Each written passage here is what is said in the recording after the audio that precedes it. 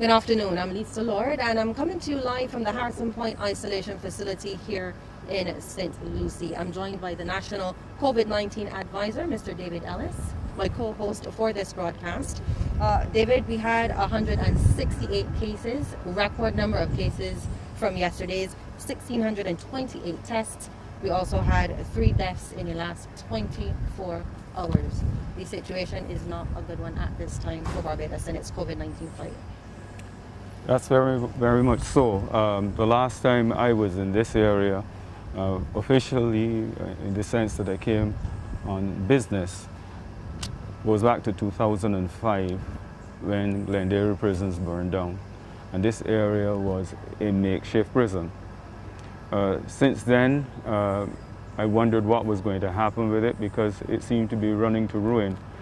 But what we have today is a complete transformation, with all these buildings and the infrastructure to accommodate the people who are here in tertiary, primary, and secondary isolation.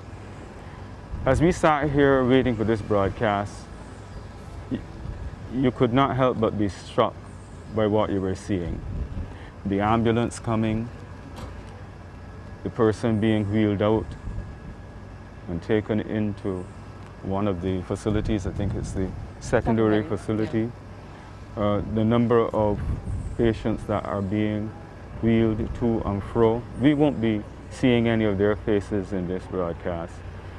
But what it does is to underscore the gravity of the situation confronting not only the people who are here today, but those who are not necessarily here and could easily end up being here at Harrison Point.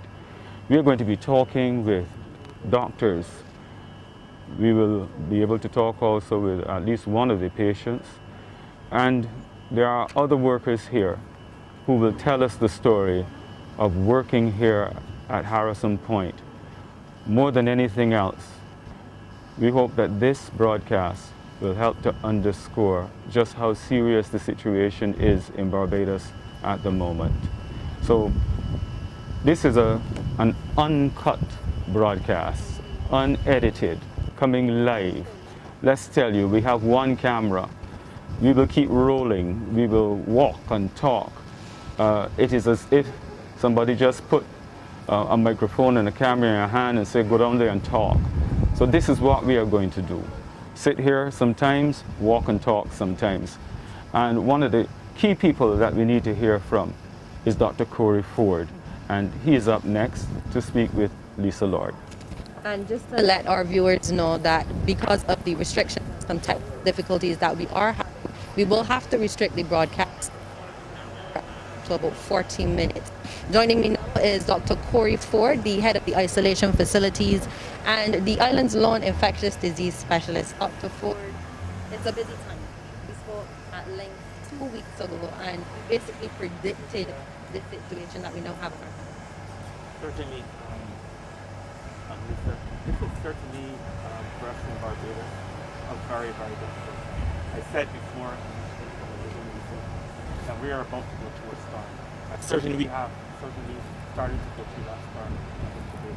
You will know the numbers from today. We had a record number of cases on island. But apart from that, there are we are a very serious stage in this country. And I think every single Barbadian really a plea to understand that. If I give you a picture of what's really happening on the ground, certainly not is a picture that I think should bring attention to most Barbadians today. In our primary isolation, which is our primary ICU, today we have a total of 23 persons. And you know that there were 3 deaths last night. And any death that happens on this campus is heart-wrenching. It's a difficult for everybody, all of our staff. But of those 11 persons, they're between the ages of 17 to 50 years of age. 3 of them are the age less than 30. 5 of them are in the ranges of 30s, including some which are intubated. Almost every single person in this facility, barring 3 individuals out of that 23, are in ventilator support. This is very troubling. And the age groups for me is worrisome. I'm a young man, and having to come to see this every day and understanding people in the young people and not really understanding what's going on. And I just want to make it real. Honestly, at this stage, I don't know what else to do but to make it real. A few days ago, at one of the schools, a young man who I wish would come forward after. He was all up and he said that I'm fine, I'm asymptomatic, I have no challenges, nothing is wrong with me, I don't want to be here, I'm leaving. He took his bag, Lisa, and he left to go treat the day. That night, the young man went upstairs or whatnot and heard screams from people in that facility. He collapsed. He had something like transferred to the facility. That's message number 1. Message number 1 is this today to all Barbadians.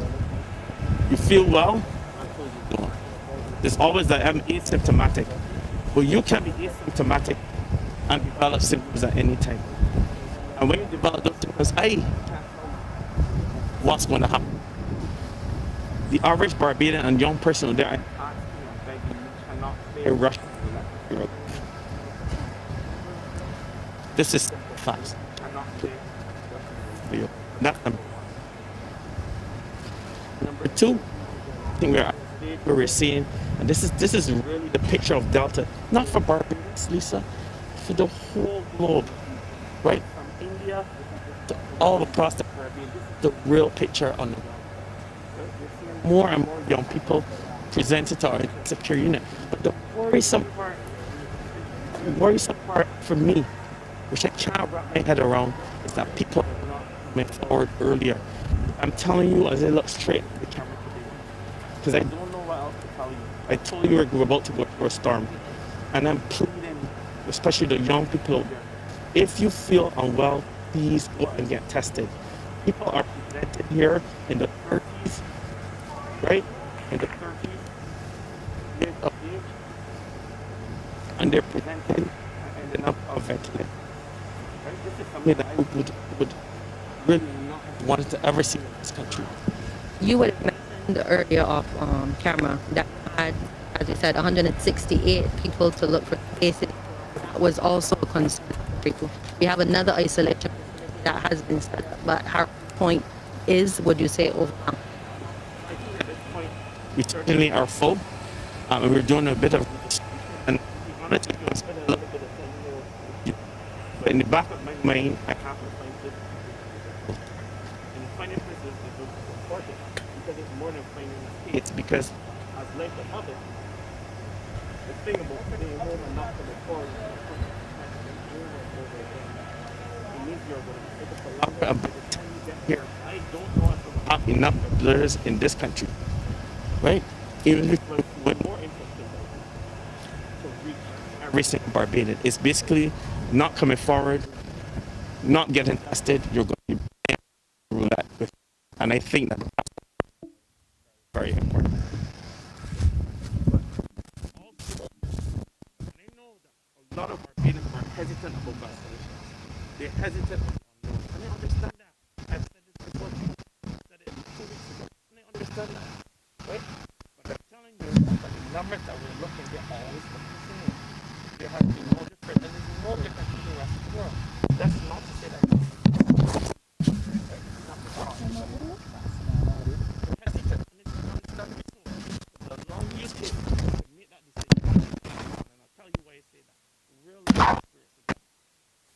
You see the people who died recently, a lot of them are in the age. 3 who died within the last 24 hours are older people.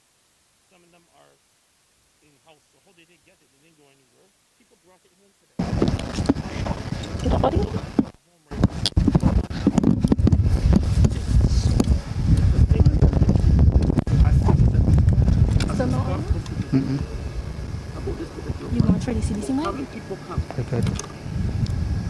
painting of him for us a great thing for our couple. That's not, I don't know what else to say, but they're among those kids at this point. They're adults who cannot really support themselves. To me, that's a real problem. But you can't go in there? You can't go in there? I just want to say that we're having some technical difficulties right now with the sound, and we're getting some feedback from the public that they're not hearing well, so we're trying to rectify that problem. And as soon as we do so, I think we will be able to continue. It may be necessary to just recount maybe major concerns. Here. A critical issue, Dr. Ford, is where are we? You said it's like a storm. Where are we in this storm?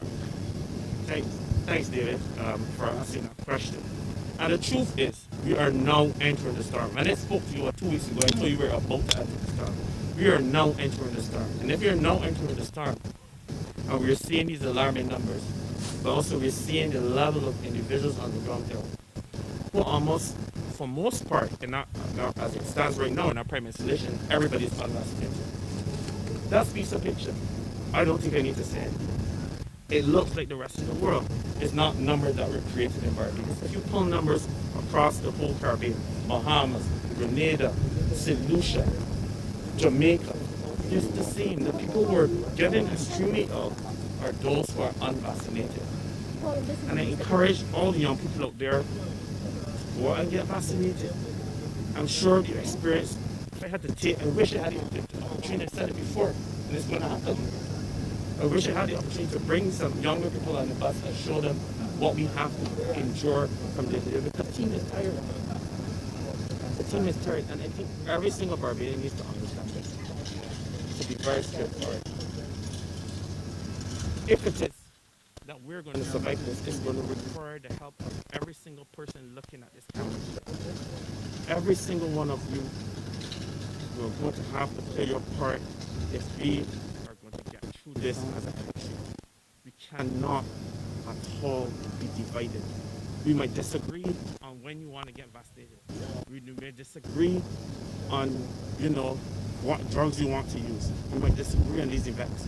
But I'm telling you, as a country, looking at what has happened in other countries, it is strategically important that each and every single Barbadian today, as they listen to my voice, understand the sort of issues that are ahead of us if we do not take heed. I said it already 2 weeks ago, we're at this point. We're in the storm. If you're going to get out of the storm, it requires each and every one of you to follow a few simple things. Mask wearing. This is something you go across Barbados.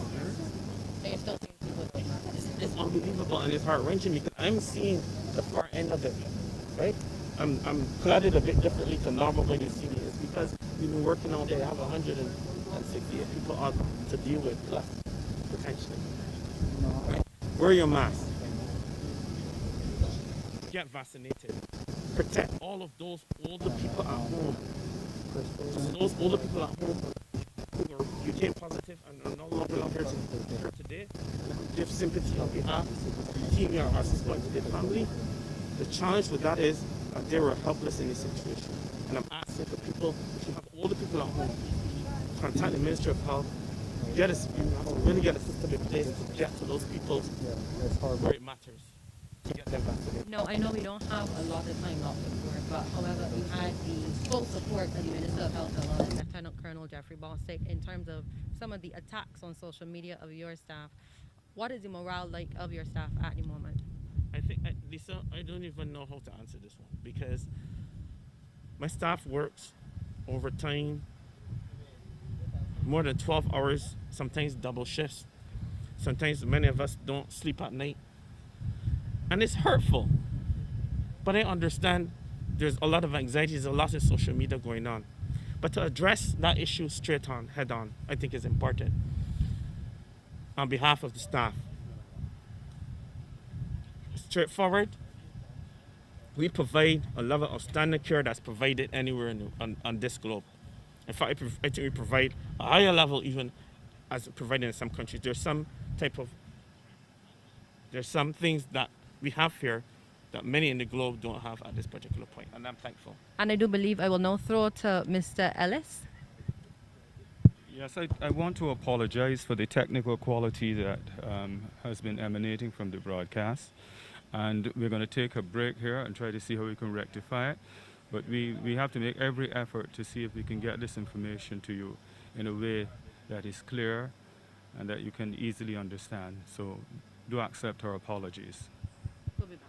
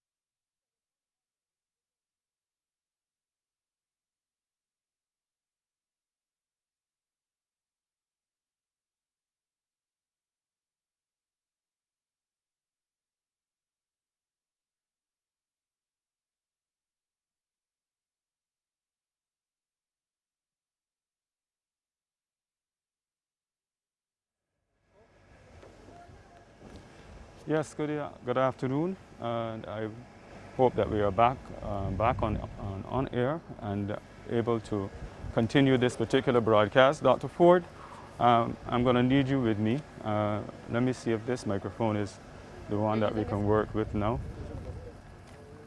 Dr. Ford, let's walk up the road because we are supposed to see one of your patients, but quite a bit might have been missed by the public, and they certainly want to hear from you on this question of where are we right now. You have described this situation as being like a storm. Where is Barbados in this storm at the moment, and where do we seem to be heading in the short term? I think we certainly have entered the storm. In the short term, where we are would depend on every single person listening to me, to be very clear there. The only way we're going to make it out of this storm that we're in, we saw 168 persons today, 100 and something the day before. The only way we're going to make it out of the storm is for people to just listen and fall in line. And what do I mean by that? In short, people need to wear their masks, don't congregate together, go and get vaccinated. Protect all the older people in your household by getting them vaccinated. You just got to go out there and do it, just to protect them. Because the truth is, they are the vulnerable ones. They're the ones with the diabetes and hypertension. But also for the young people out there who think that you're infallible, that nothing can happen to you, I will take you into the ICU and show you what it looks like. I gave the figures before, just now on live, as to where we are. Total of at least 11 out of 23 people are under the age of 50 years of age. That's significant. 3 of them, as I mentioned before, we know what the age groups are already. Yes? Within that below 30 age group. Above that, in the 30s, generally, we have another set of people again. This is worrisome, David. And it looks like the rest of the globe. It is no different than what we're seeing in other Caribbean countries. And we really can make a difference in this country. We have to protect our young people. We have to protect our old people. And what really it is in my mind is that we must not be selfish in our thinking and be selfish in what we do as citizens. We have to be responsible citizens in every single way if we're going to make it safely out of the storm. And I will tell Barbadians, in the midst of a storm, we all know one important fact for a hurricane. There's the eye. So there's a point that may come where things seem calm. But as that point comes, we also need to consider the next part, which is important. That there's more fury on the other side.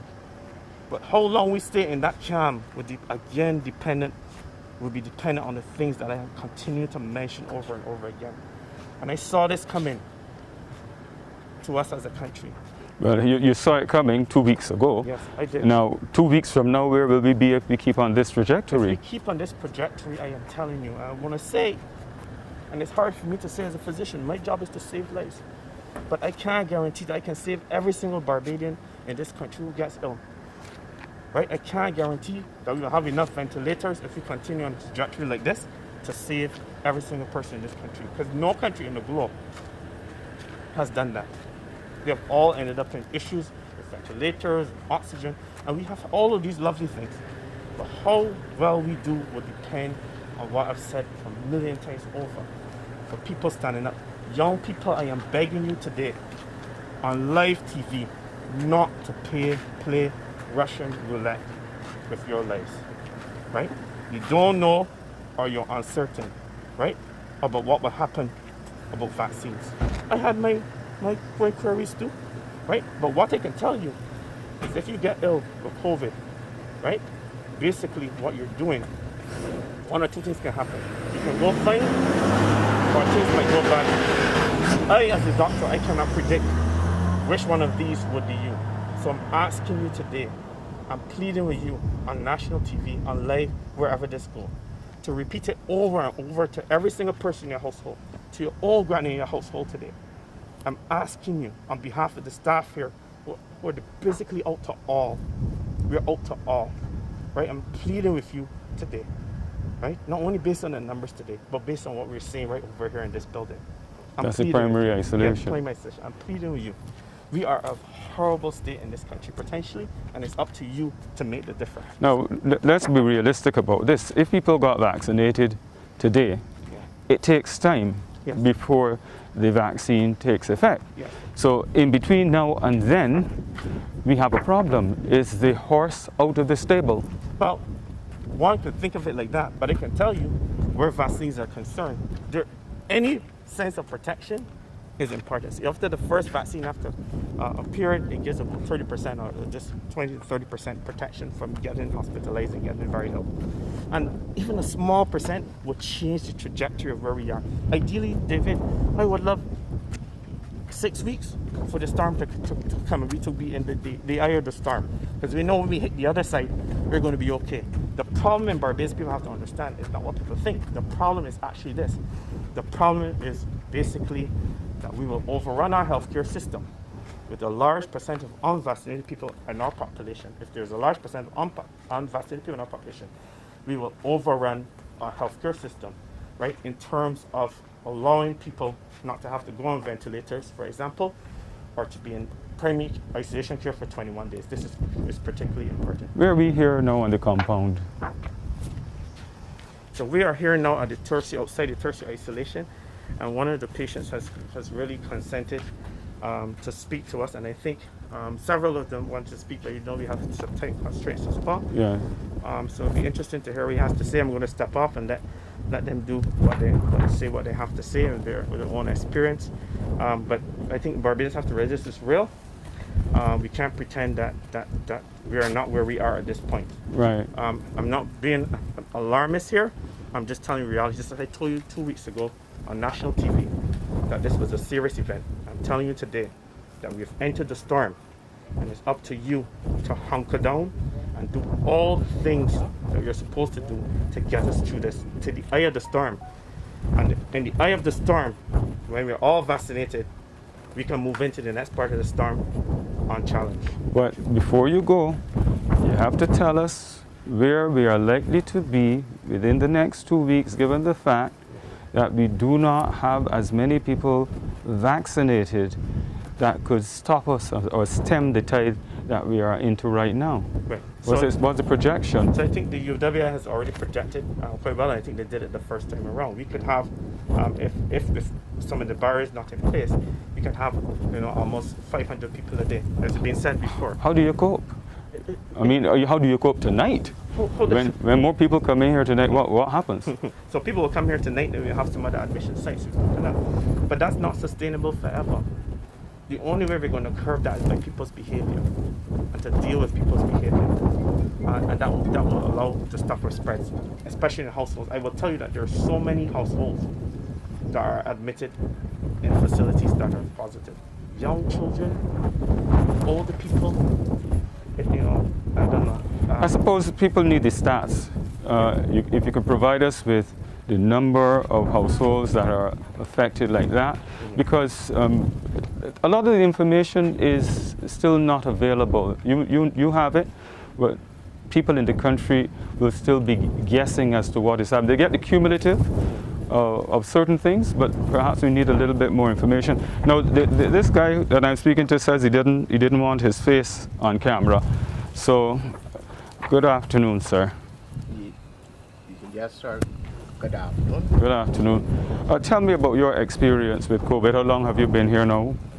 I'm being here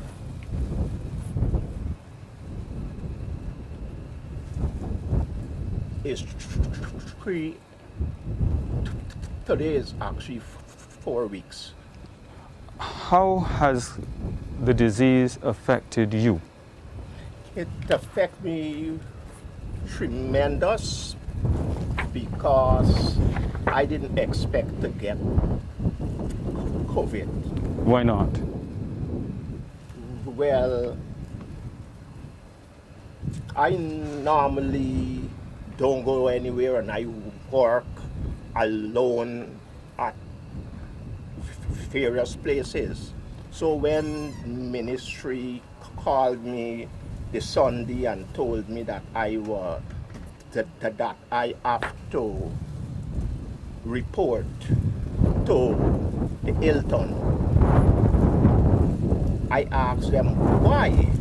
They told me my cousin haven't told me that he tested positive. I said no.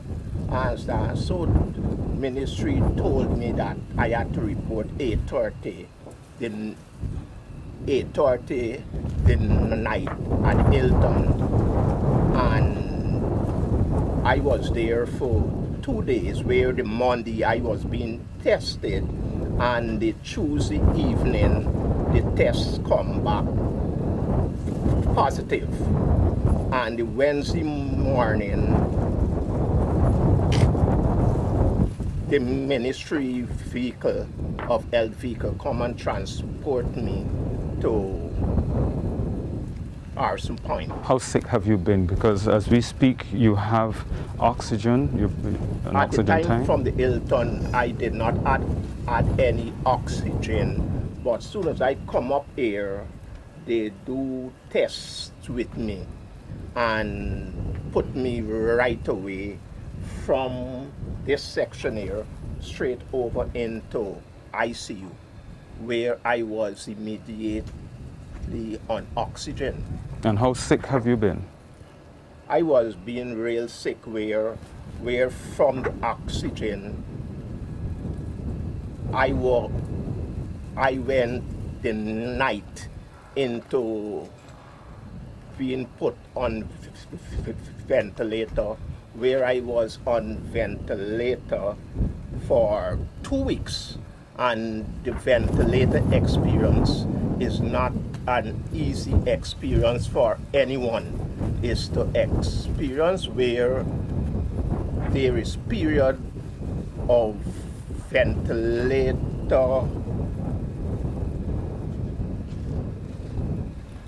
hours they put you on, where it could be 4 hours, it could be 6 hours, 8 hours, or even 10. So when you're here, you have to go upon a 4 hours experience. Of 4 hours you feel is real good, but once it's over 4 hours, and there is where when I first got the respirator put on me on the ventilator, it was terrible.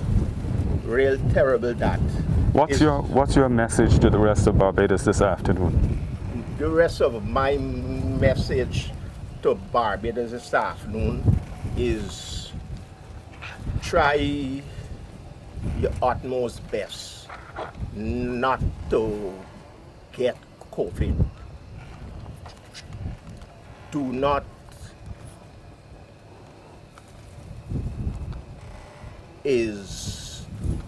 go places is where you are supposed to go, but sometimes it could come right inside your house. Did it change your speech? Huh? Did COVID change your speech? The way that you talk? Yeah. It changed the way that you talk? If I think. Did it change the way that you talk? Yes, it changed the way I talked, because how I see it is something can happen to anybody at any time. Well, I want to thank you very much for talking with us, and I wish you the very best. Yeah, and do have a good night. Thank you very much. Well, we're going to walk back to where we came from, and we have Felicia Gill, a clinical psychologist. Good afternoon, Ms. Gill. Hi, good afternoon. Tell me a bit about yourself and your work in psychology over the years. I have been working here at the Harrison's Point Isolation Facility for 9 months. I'm also responsible for the external facilities as well. And as a clinical psychologist, I have been practicing for 5 years now. Share with us the experience of working here with COVID ever present in your mind. Working here at the facility, it has been an experience, I would say. I'm responsible for the patients and staff. And when I say it has been an experience with the staff, you see, staff are overwhelmed, they're overworked, and we're also understaffed. And then we try our best to work with the patients. And as you see, the numbers have been steadily increasing, and that has even made things a little bit more challenging as well. And even though we are feeling, overwhelmed at this point, we consider ourselves as a team and as a family, and we support each other here. So when we recognize that, it's becoming a bit challenging, we just give each other an encouraging word so as to help the other to keep going on.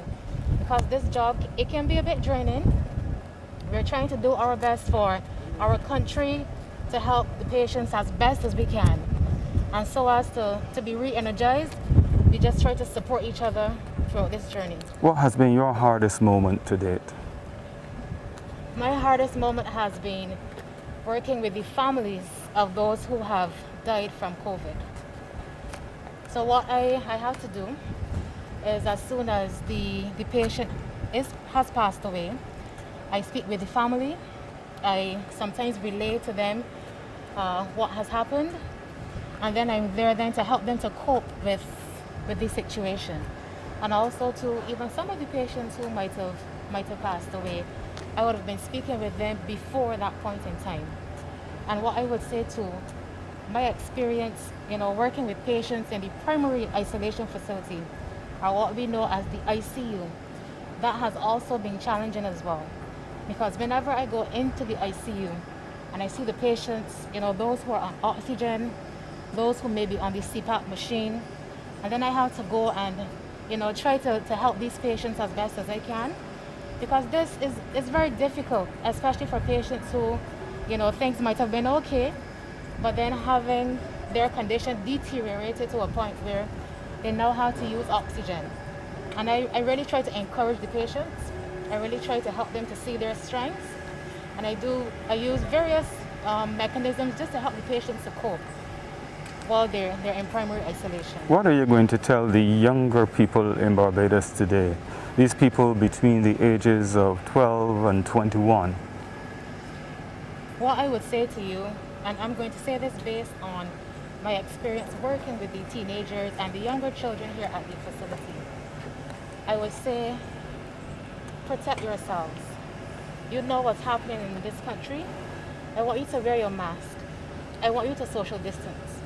I want you to think about your friends, your classmates, I know that it's difficult being separated from your friends.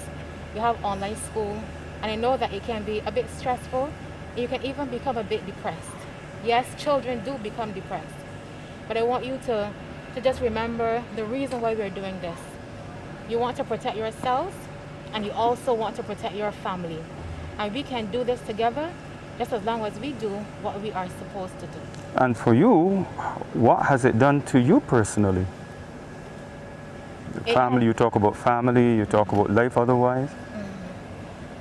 For me, it has really caused me to just try to encourage my family to do what they need to do as well.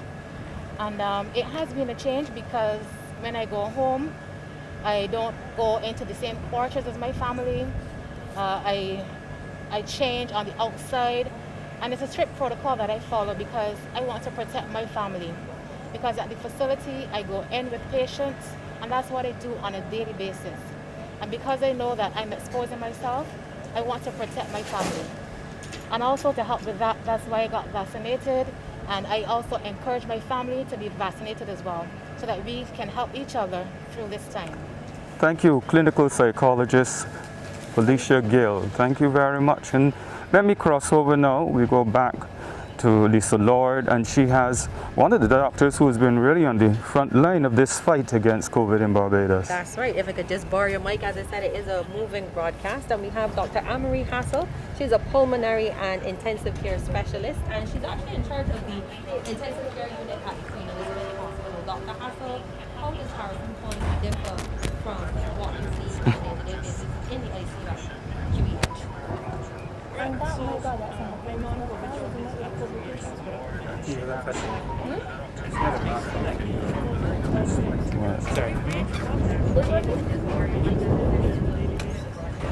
Who's next? Who's next?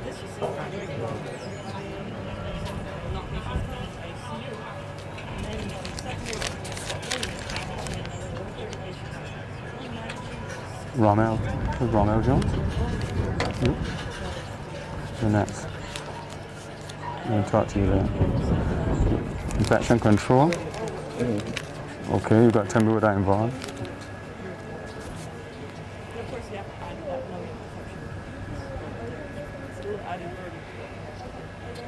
If you could just move over here. I'm not sure the average Barbadian knows what a ventilator looks like. We hear about them all the time.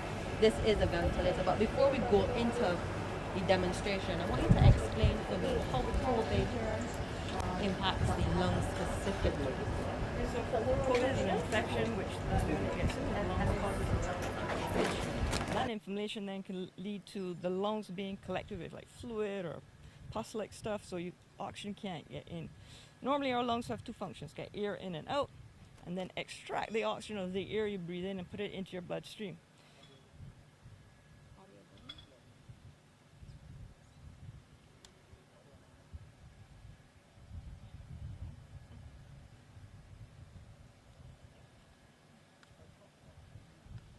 Sorry, we seem as though we lost audio there for just a minute. Do we have it back? Yes, it's on now. Okay, Sorry about that, doctor. no problem. So part of the problem with COVID is you can get, as you breathe in, you can't get the oxygen through the lung into the bloodstream. And so your lungs have no longer the capacity to oxygenate your body. And obviously you need oxygen to all your organs in order to function. So for that reason, the first stage in general, if you can't get oxygen through your lungs, is that we put you onto something called just normal oxygen supplementation. Okay, let's get my little props in. With regular nasal prongs, everyone pretty much has seen this. Right. This is what we commonly use first step. If, however, the patient still can't get enough oxygen to get into their bloodstream, then we move up to the big boys. Right, so this is a ventilator. And the purpose of this ventilator is really to blow the air into your lungs. And first stage from this will then become The mask. the nasal prongs. So Oh, this okay. one looks a little bit bigger, so when we say that people are on high flow nasal prongs, this connects to this here, which connects to your nose. And we blow air in at a much higher rate than that could go through that little one. When that doesn't work anymore, then we go to the mask. And this is the one that's the most uncomfortable. So this goes on here, And that's strapped on. Strapped on tightly onto your face, and so if you're claustrophobic at all, it's very difficult to use. But with this part, we can actually oxygenate and ventilate your lungs much better than if you just use one like this. So depending on the severity of the degree of disease you have in your lungs, we escalate up. When we get to this stage, we go between the two, because obviously you can't stay on this all the time. And this is what patients in there go through on a daily basis, some of them for over a week, 10 days, just to try to get their lungs better so the lungs can start to function again, so then we can degrade back down to the smaller oxygen and then off the oxygen. Now if all this fails, the last resort is the tube. The tube goes down through your throat into your lungs, connect to this machine. We have to sedate you, you're no longer conscious, and this is our last resort to try to get oxygen into your blood system. In terms of your success rate using the ventilators? Well, if you use the ventilators with the high flow and the mask, we've actually done pretty well. We've had a lot of patients, some of them take a week, some of them can take 2-3 weeks, but we've had a lot of patients actually get better and leave. If we have to go down with the tube, which means the lungs are extremely damaged, our success is not so great. We've only had 2 people so far come off the machine. So we try our best to keep use these two as best as we can, talking with the patients, trying to convince them to use this, because we know that we don't want them to move on to this. And you mentioned to me that you're the only intensive care specialist down here at the moment. You're working some very long hours, and you had indicated that you're disappointed that people are measuring your success by the number of deaths, or failures rather, by the number of deaths we're having. Well, I think this is the only disease in the world where every time someone dies, you record it, and it's announced publicly.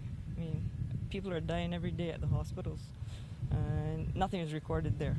And so, even though people are going to die, and we know that, no one talks about the people who actually made it out with these 2 mechanisms of getting them out, and we have a lot higher percentage of that. Dr. Hassell, thank you so much for talking to us, and thank you for your service. I'm going to hand over now to Mr. Ellis. I believe he's going to speak to somebody now in infection control. Well, we do have a limited time now. As we said earlier, we only had about 40 minutes. 40 minutes, and therefore I think the person that I will try to wrap up with here now is Dr. Ford again. And there's some people behind the scenes. You, sir, you are? Hey, good afternoon. My name is Ronald Jones. What do you do here? Infection control officer here at RCC. What does that entail? Basically, right now we do surveillance and reporting, but majorly I do training. We recently trained 172 persons for this particular event. That's basically it right now. How has all of this struck you as a person, though? Pardon? How has it all struck you as a person, coming to work here, seeing all that is happening here?